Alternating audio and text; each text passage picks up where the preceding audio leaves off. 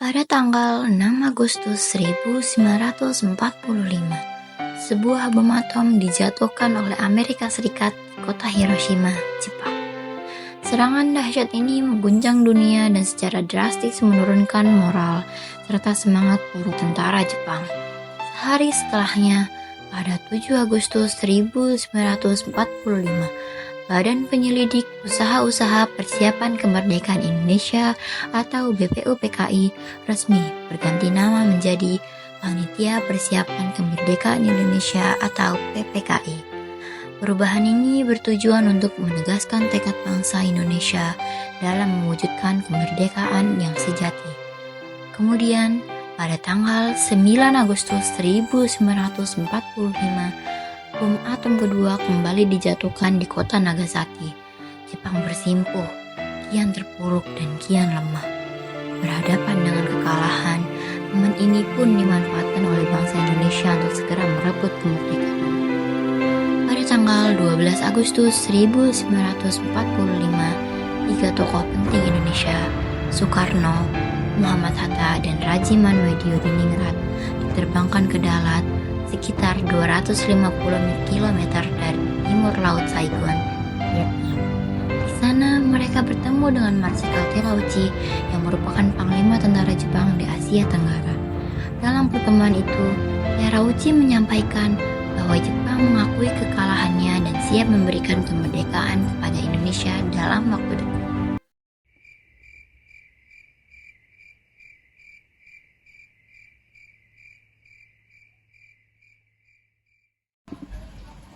Terauchi Genzui、なぜ私がわざわざサイゴンからあなたを呼んでと思う？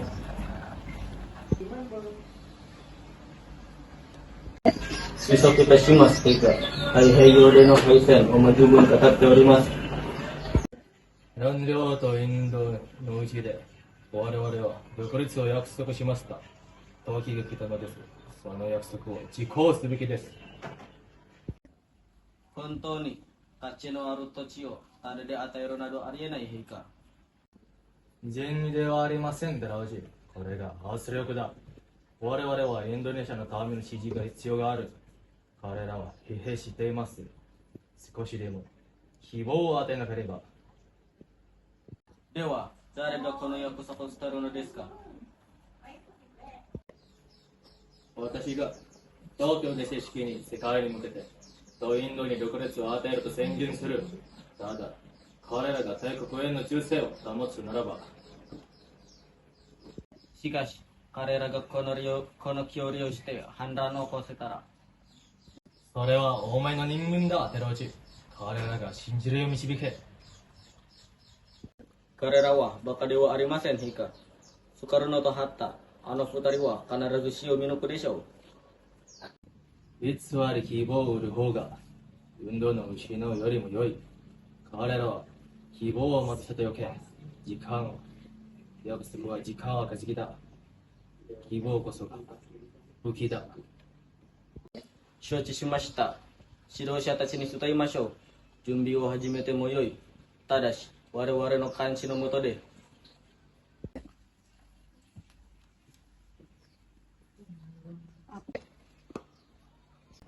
彼らは信じるだろう。我々は委員会と作る。自ら未来を決めるように見えるようにする。だが本日は縛られた自由だ。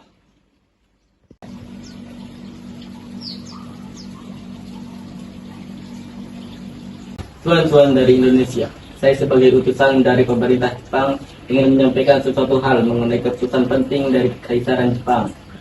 Sesuai dengan janji Perdana Menteri Kuniaki Koiso dalam sidang menterinya, kami memutuskan agar Indonesia segera diberikan kemerdekaan.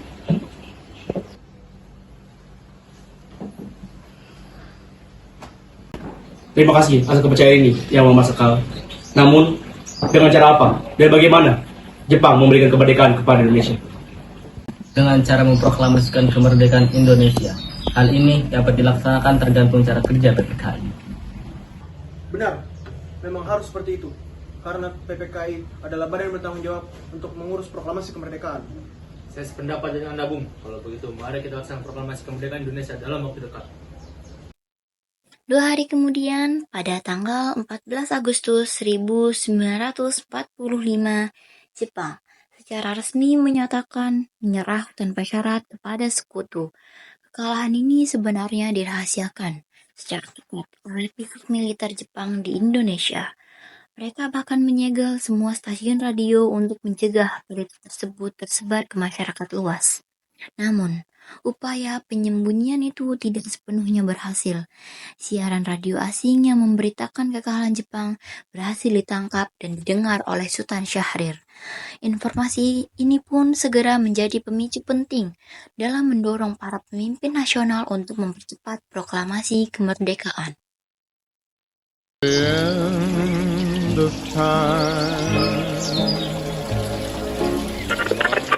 The worst news of the defeat of Japan was surrendered unconditionally to the Allies.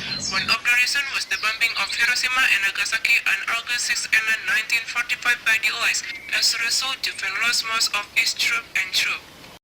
Jepang telah menyerah pada sekutu. Lebih baik aku memberitahu berani kepada para pemuda. Sore harinya, setelah mendengar berita kekalahan Jepang dari siaran radio asing, Sultan Syahrir segera bergerak cepat. Ia merasa bahwa ini adalah momen yang sangat krusial bagi bangsa Indonesia untuk segera memproklamasikan kemerdekaannya. Sebelum pihak sekutu datang dan mengambil alih kekuasaan dari tangan Jepang, dengan penuh semangat, Syahrir mengadakan rapat darurat bersama pemuda pejuang di Jakarta. Dalam pertemuan itu, mereka membahas pentingnya segera memproklamasikan kemerdekaan tanpa campur tangan Jepang. Karena bila menunggu terlalu lama, kesempatan emas ini bisa hilang. Para pemuda pun mulai menyusun rencana untuk mendesak para tokoh tua agar segera bertindak. Keberadaan kita di sini yaitu untuk melancarkan rencana kita menuju ke gerbang kemerdekaan Indonesia. Tapi Bu, Jepang masih menguasai Indonesia, tanda petik masih dijajah oleh Jepang. Saudara-saudara, saya mau membawa berita gembira untuk kita semua. Jepang telah menyerah pada sekutu. Tadi saya mendengar kabar ini lewat BBC, radio luar negeri. Artinya saat ini di Indonesia telah terjadi kekuasaan. Sungguh kabar gembira yang kau bawakan, Bung. Kalau begitu, kita harus mendesak para golongan tua, terutama Bung Karno, untuk segera memproklamasikan kemerdekaan Indonesia secepatnya. Benar itu, Jepang sudah tidak terikat lagi dengan kita. Jadi, kita harus memanfaatkan momen ini secepatnya. Maka dari itu, kita harus memastikan bahwa proklamasi kemerdekaan Indonesia itu tidak dibuat oleh PPKI. Saya tidak mau hal itu terjadi. Kenapa bisa begitu? Karena PPKI itu bentukan Jepang, sementara kita tidak ingin ada campur tangan mereka dalam proklamasi kemerdekaan Indonesia. Setuju, kita harus menolak bantuan dari Jepang. Kita harus memproklamasikan kemerdekaan negara kita sendiri. Benar itu, kemerdekaan adalah hak dan persoalan yang harus segera diproklamasikan. Maka dari itu, kita harus memberitahukan persoalan ini kepada Bung Karno dan Bung Hatta. Bagaimana kalian setuju? Setuju! Keesokan harinya, pada tanggal 15 Agustus 1945, Sultan Syahrir, Khairul Saleh, Darwis, dan Wikana tiba di kediaman Soekarno yang berada di Jalan Pegangsaan Timur, nomor 56 Jakarta, dengan maksud menyampaikan hasil keputusan rapat. Assalamualaikum, Bung.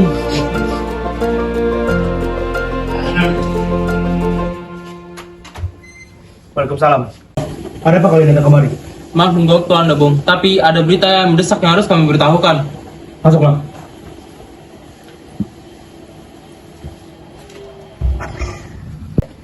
Kabar penting apa yang kalian bawa? Jadi begini, Bung. Kami mendengar berita Jepang telah menyerah pada sekutu. Artinya saat ini di Indonesia telah terjadi kekuasaan.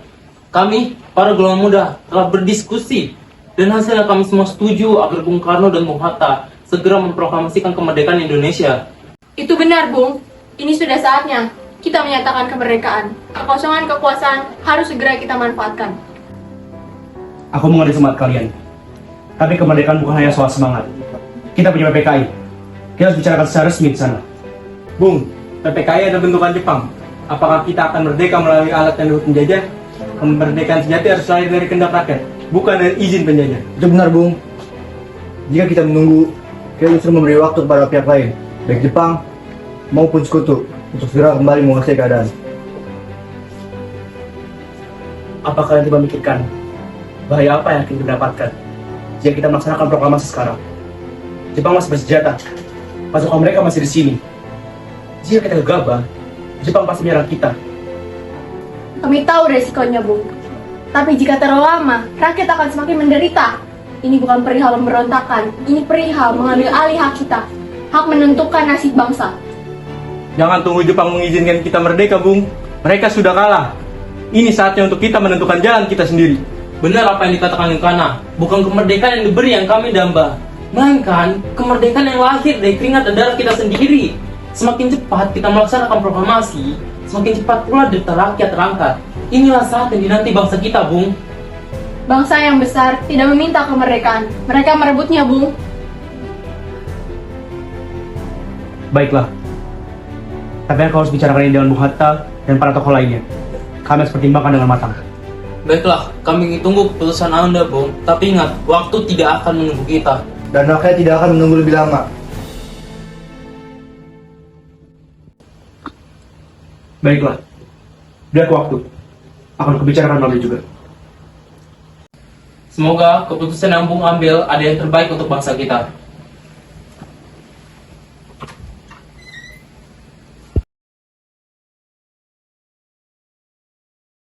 Karena masing-masing pihak tetap bersikukuh pada pendiriannya, perdebatan pun tak menemukan titik temu.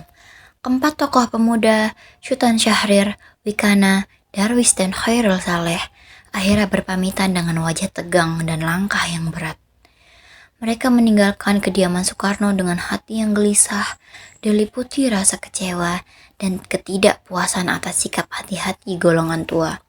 Sementara itu, Soekarno berdiri termenung di ambang pintu, memandangi kepergian para pemuda dengan wajah yang penuh beban. Dalam keheningan malam yang semakin larut, Soekarno segera mengambil langkah. Ia memanggil sejumlah tokoh dari golongan tua di kediamannya, termasuk Muhammad Hatta dan beberapa anggota PPKI, untuk segera membicarakan situasi genting yang tengah berkembang.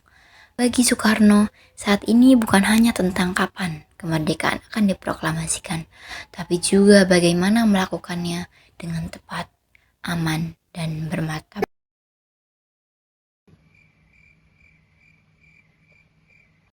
Bagaimana ini, Bung Karno?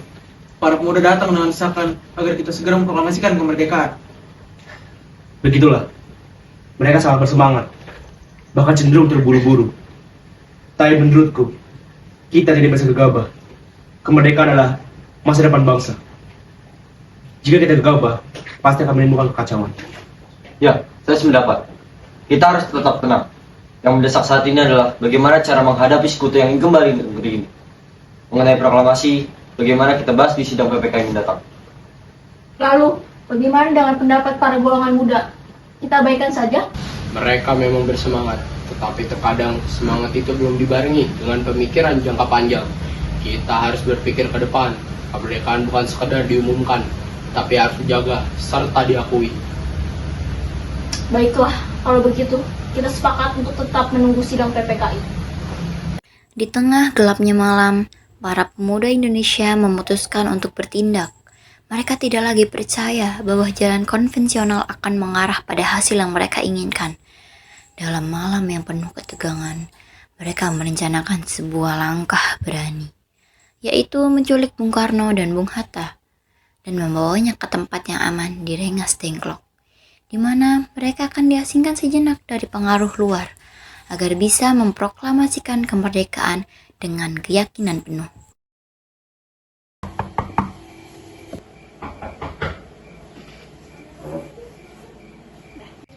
Assalamualaikum, Bung.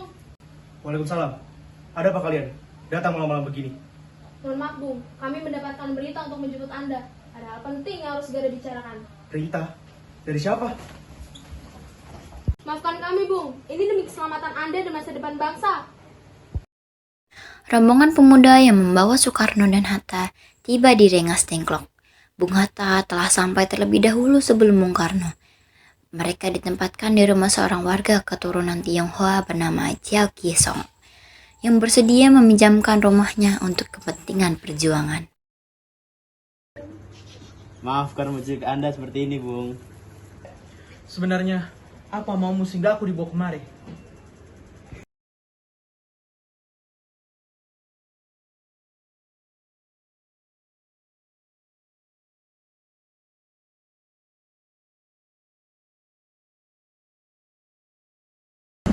Bung Karno. Bung Hatta, ternyata kau sudah di sini. Iya, mereka juga membawa kemari. Ada apa ini sebenarnya? Jadi begini Bung, kami ingin Anda berdua segera memproklamasikan kemerdekaan Indonesia. Jepang sudah menyerah Bung. Ini saat yang tepat untuk kita memproklamasikan kemerdekaan Indonesia. Mengapa kau begitu cepat? Percaya dengan kabar itu, Saleh. Jepang memang sudah menyerah, tapi mereka belum sepenuhnya keluar dari Indonesia. Kemerdekaan itu harus diambil dengan lebih dari sekedar menyerahi Jepang. Bukan sekarang waktunya untuk memproklamasikan. Saya tidak setuju dengan itu, Bung. Kami, para pemuda, ingin kemerdekaan atas diri payah kami sendiri, bukan karena hadiah dari Jepang. Itu benar Bung. Jika kita merdeka atas pemberian dari Jepang, maka kita harus menentukan dari Jepang. Kita bisa dijajah lagi Bung. Saudara semuanya tenang, kita jangan berbincang dengan emosi. Jadi, bagaimana menurutmu, Bung Karno? Baiklah, kita akan melaksanakan proklamasi. Kita akan melakukannya dengan keyakinan penuh. Pada esok hari pukul 6 sore, para pemuda di Jakarta tiba di Rengas Dengklok untuk menjemput Soekarno dan sementara itu, Ahmad Soebarjo dan Khairul Saleh tinggal untuk membahas lokasi persiapan proklamasi kemerdekaan. Di mana tempat yang aman untuk merancang teks proklamasi kemerdekaan Indonesia? Bagaimana rumah Laksamana Maeda? Dia adalah seorang perwira tinggi militer. Keamanan kita pasti terjaga di sana. Walaupun dia orang Jepang, tapi dia sangat mendukung kemerdekaan Indonesia. Bagaimana? Ya, saya setuju. Sepertinya di sana memang tempat yang strategis dan aman untuk merancang teks proklamasi kemerdekaan Indonesia. Ya sudah, kita pergi ke sana. 17 Agustus 1945 dini hari, di ruang makan di dalam rumah Laksamana Maeda berkumpullah para tokoh bangsa. Mereka duduk mengelilingi meja makan, bersiap merumuskan naskah yang akan mengubah nasib bangsa Indonesia. Naskah proklamasi kemerdekaan. Saudara-saudara semuanya, kita telah mencapai saat yang paling menentukan. Apa yang harus kita tulis pada naskah proklamasi ini? Kami, bangsa Indonesia, dengan ingin menyatakan kemerdekaan Indonesia. Lanjutannya, Bung, hal-hal mengenai pemindahan kekuasaan dan lain-lain dilaksanakan dengan cara yang sesama dan dengan tempo yang singkat-singkatnya. Baik, naskah ini sudah selesai. Lalu, bagaimana dengan penandatanganan naskah? Bagaimana kalau naskah ini tidak tertangani oleh orang yang ada di sini? Jangan Bung, terlalu banyak. Menurut saya, lebih baik perwakilan dari Bung Karno dan Bung Hatta saja yang menandatanganinya atas nama bangsa Indonesia. Setuju. Sayuti, tolong kau ketik naskah ini. Baik, Bung.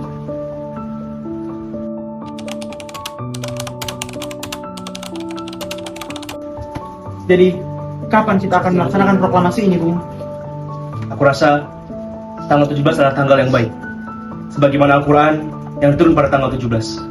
Dan juga umat Islam sholat sebaik 17 rakaat. Jadi bagaimana kalau kita melaksanakannya pada Jumat 17 Agustus 1945? Setuju Bung, lebih cepat lebih baik.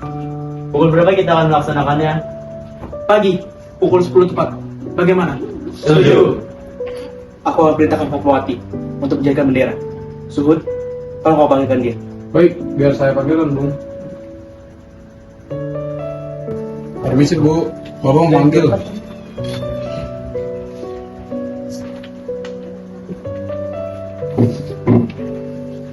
Ada apa, Pak? Mengapa tiba-tiba memanggilku? Kita butuh bendera untuk melaksanakan proklamasi. Bisakah Ibu menjadikannya? Sekarang? Tapi Ibu hanya mempunyai kain merah dan kain putih saja, Pak. Apakah tidak apa-apa? Tidak apa. Tidak apa sederhana.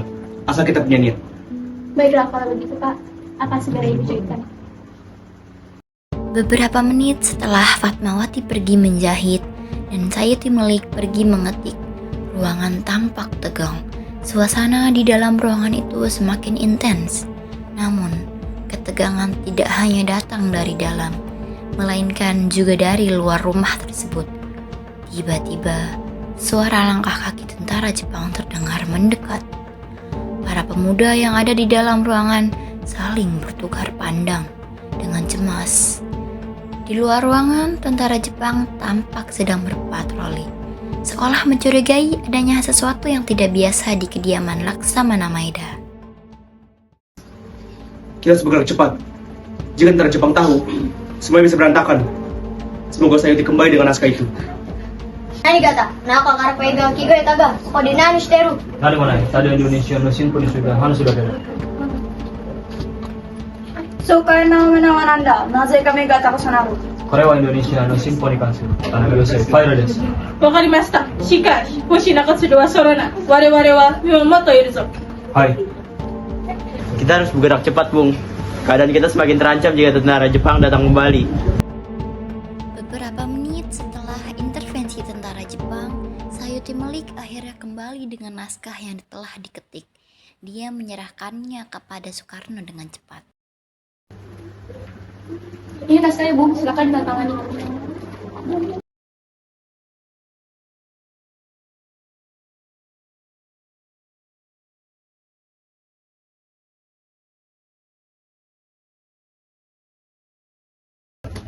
Kita sudah tidak bisa mundur lagi. Ini adalah langkah yang besar untuk bangsa kita. Tapi, Bu, di mana kita akan melaksanakan proklamasi? Bagaimana dong lapangan kada? Jangan. Di situ terlalu terbuka dan juga berbahaya. Tentara Jepang masih berpatroli di sana.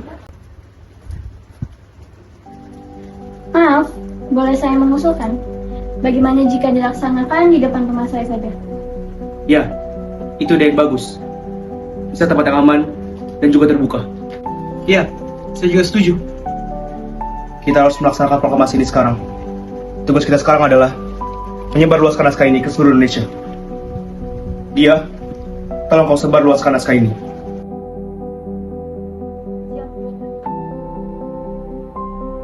Jumat pagi pukul 10, semua orang telah berkumpul di halaman depan rumah Insinyur Soekarno di Jalan Pegangsaan Timur nomor 56, Jakarta, untuk mendengarkan pelaksanaan proklamasi. Bung Karno dan Bung Hatta keluar ke serambi depan rumah, diikuti Ibu Fatmawati. Bung Karno mendekati mikrofon sebelum membacakan proklamasi dan mengucapkan pidato pendahuluan. Kami telah mencapai titik puncak dari perjuangan ini. Dan dengan buat tekad, kami sepakat. Inilah waktunya untuk menyatakan kemerdekaan Indonesia. Dengarkanlah proklamasi kami. Proklamasi. Kami, bangsa Indonesia, dengan ini menyatakan kemerdekaan Indonesia. Hal-hal yang mengenai pemindahan kekuasaan dan lain-lain diselenggarakan dengan cara bersama dan dalam tempo yang sesingkat-singkatnya. Jakarta, 17 Agustus 1945. Atas nama bangsa Indonesia, Soekarno, Hatta. Demikianlah, saudara-saudara, kita sekarang telah merdeka. Ayo kita kibarkan bendera ini. Ya, kita kibarkan sekarang. Mari kita beritahu dunia bahwa Indonesia sudah merdeka.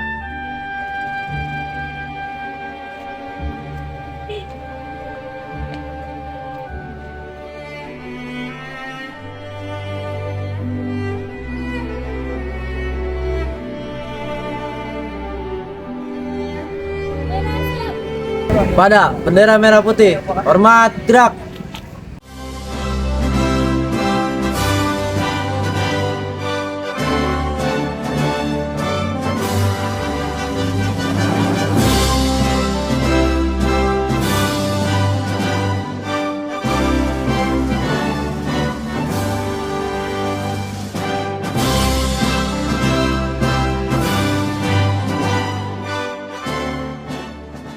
Kantor LA dijaga ketat. Jepang melarang ada siaran tentang proklamasi. Kalau mereka tutup pintu, kita buka jendela. Kita siarkan lewat mancar cadangan.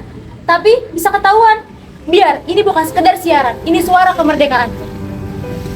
Indonesia merdeka, Indonesia merdeka.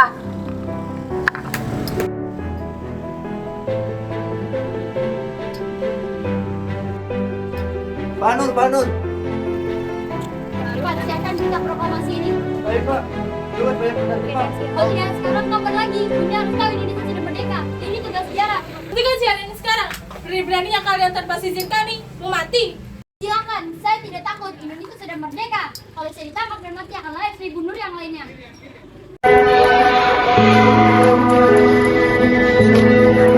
Apakah Indonesia sudah merdeka? Sepertinya belum, karena tentara Jepang masih berjaga di sini. Ibu-ibu lihat ini, Bu. Indonesia sudah merdeka. Tapi lihat ini, kita tulis jelas, kita tangan bukan. Dengar itu, kita sudah merdeka. Masya Allah, akhirnya kita sudah merdeka. Masya Allah. Di tengah kekacauan dunia, rakyat Indonesia berdiri membawa luka, tapi juga tekad. Dari puing-puing penjajahan itu, lahirlah seruan paling bersejarah, Indonesia merdeka. Mulai detik ini, tak ada lagi ikatan, tak ada lagi belenggu yang mencengkram tanah air kita. Negeri ini, bangsa yang sangat kita cintai, telah berdiri di atas kakinya sendiri, bukan milik penjajah, bukan milik bangsa asing, melainkan milik kita, anak-anaknya yang setia.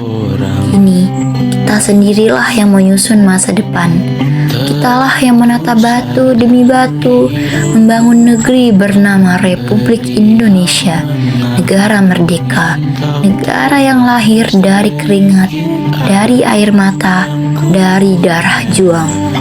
Merdeka bukan sekedar kata, ia adalah janji, adalah nyala yang harus kita jaga dengan keberanian dan ketulusan tanpa jeda. Negara ini milik rakyat, oleh rakyat, dan untuk rakyat, kekal dan abadi. Dan dengan penuh hati syukur, kita panjatkan doa, semoga Tuhan Yang Maha Esa memberkati kemerdekaan ini dengan damai, keadilan, dan keberkahan yang tak putus. Insya Allah, kemerdekaan ini bukan akhir, melainkan awal dari kebangkitan bangsa. Bisakah kita tetap membasuh